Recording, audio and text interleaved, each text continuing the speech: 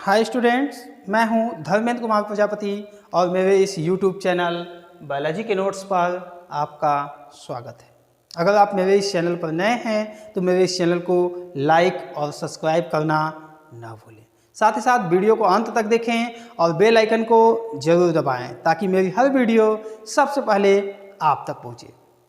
Genetics यानी आनुवंशिकी के अगले पार्ट में आज मैं आपको जेनेटिक्स में मेंडल के नियमों की व्याख्या करने और मेंडल के नियमों के बारे में बताऊंगा।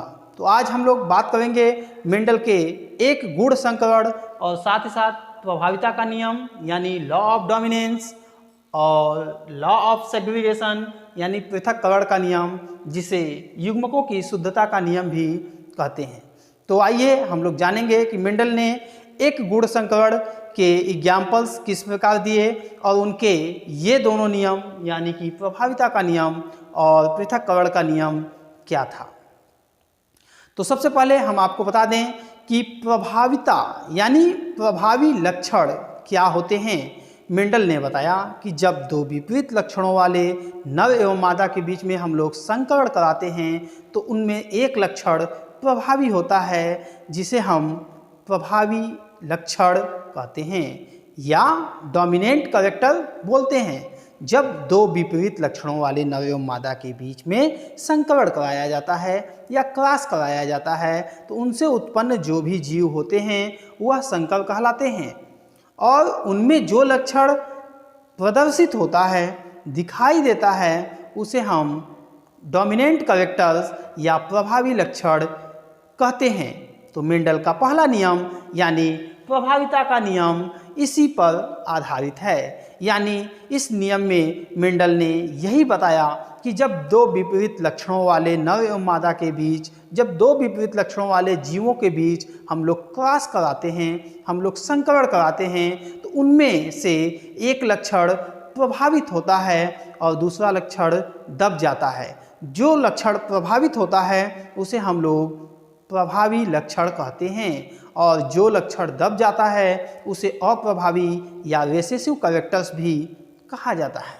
मेंडल्स ने अपने इस प्रभाविता के नियम को समझाने के लिए एग्जाम्पल्स दिए। उन्होंने एक लंबे तने के पौधे जिनके युग्मकों को कैपिटल टी और कैपिटल टी से दर्शाया गया का संकरण, उन्होंने एक बौने पौधे के पौधों जिसको बौने कद के पौधे जिनका युग्मक जो था वो स्मॉल टी से दर्शाया गया। ये जो आपके थे ये टाल प्लांट थे, ये ड्वार्फ यानी कि बौने पौधे थे।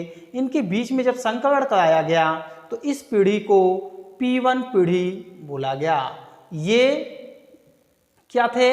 ये पेरेंट जनरेशन थे और ये जननिक पीढ़ी थे और जननिक पीढ़ी के एक लंबे तने वाले पौधे का क्रॉस एक बौने तने वाले पौधे के क्रॉस जब कराया गया तो इनसे उत्पन्न हुए जीव का युग्मक कुछ इस प्रकार से आया। ये कैपिटल टी जब इस पहले कैपिटल टी के साथ मिला तो एक कैपिटल टी स्मॉल टी, ये कैपिटल टी जब इस पहले के साथ मिला तो एक कैपिटल टी एक स्मॉल टी, ये कैपिटल टी जब इसके साथ मिला तो कैपिटल टी स्मॉल टी, और ये दूसरा कैपिटल टी जब दूसरे स्मॉल टी के साथ मिला तो कैपिटल टी स्मॉल टी। इस तरीके के इस पीढ़ी को नाम दिया गया F1 पीढ़ी।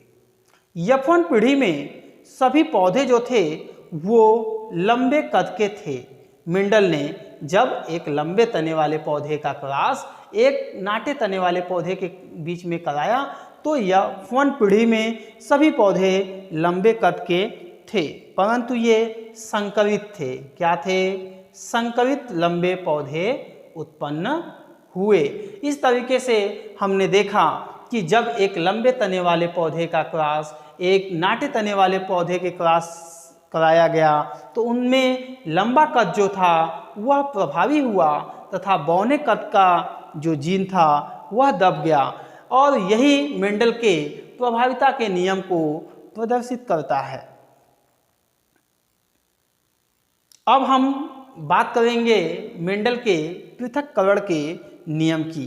पृथक्करण के नियम में मेंडल ने यह बतलाया कि जब दो विपरीत लक्षणों वाले जीवों के बीच, जो दो विपरीत लक्षणों वाले नर एवं मादा के युग्मकों के बीच में जब हम लोग क्रॉस कराते हैं तो उनमें एक लक्षण प्रभावी होता है तथा दूसरा लक्षण दब जाता है। परंतु अगली पीढ़ी में, यानी अब हम बात कर रहे हैं F2 पीढ़ी की, F2 पीढ़ी में ये सभी लक्षण एक दूसरे से पृथक पृथक यानी अलग अलग हो जाते हैं। इसलिए इस नियम को युग्मकों की शुद्धता का नियम भी कहते हैं। आइए हम आपको क्रॉस खींच करके दिखाएं कि मेंडल ने F1 पीढ़ी के पौधों के बीच में किस प्रकार से संकरण कराया। मेंडल ने जब F1 पीढ़ी यानी एक capital T small t gene वाले पौधों का संकरण कराया तो अगली पीढ़ी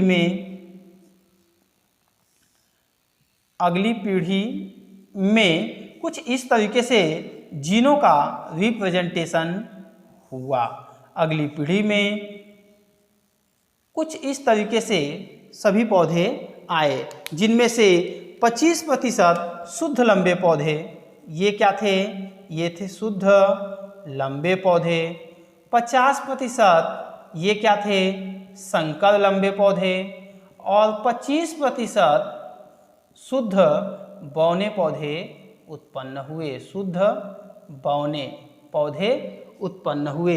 इस प्रकार हमने देखा कि F1 पीढ़ी के बाद F1 पीढ़ी के पौधों में जब क्रॉस कराया गया तो F2 पीढ़ी में सभी प्रकार के पौधे यानी शुद्ध लंबे पौधे, संकर लंबे पौधे और शुद्ध बौने पौधे अलग अलग या पृथक पृथक हो गए। इसे ही हम मेंडल के युग्मकों की शुद्धता का नियम भी कहते हैं। और इस प्रकार लंबे तने और शुद्ध लंबे तने, संकर लंबे तने और शुद्ध बौने पौधों के बीच का अनुपात 1:2:1 का रहा। साथ ही साथ अगर हम लोग केवल लंबे और बौने पौधों की बात करें तो इनका अनुपात 3:1 का रहा, यानी 3:1 के अनुपात में लंबे और बौने पौधे उत्पन्न हुए।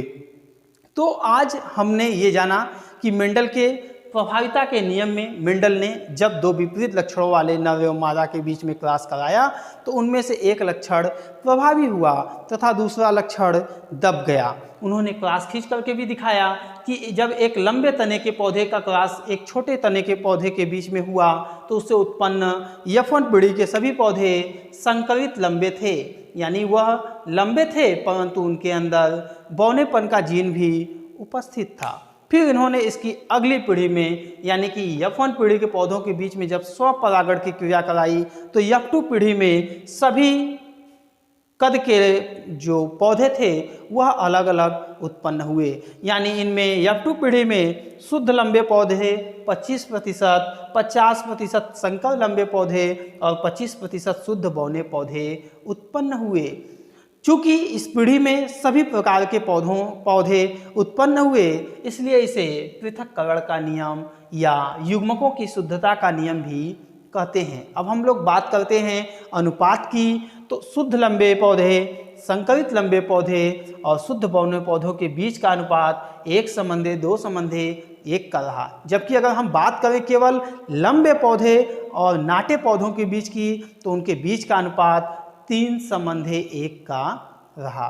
तो ये था मेंडल के प्रभाविता का नियम और युग्मकों की शुद्धता का नियम या पृथक्करण का नियम। वीडियो को अंत तक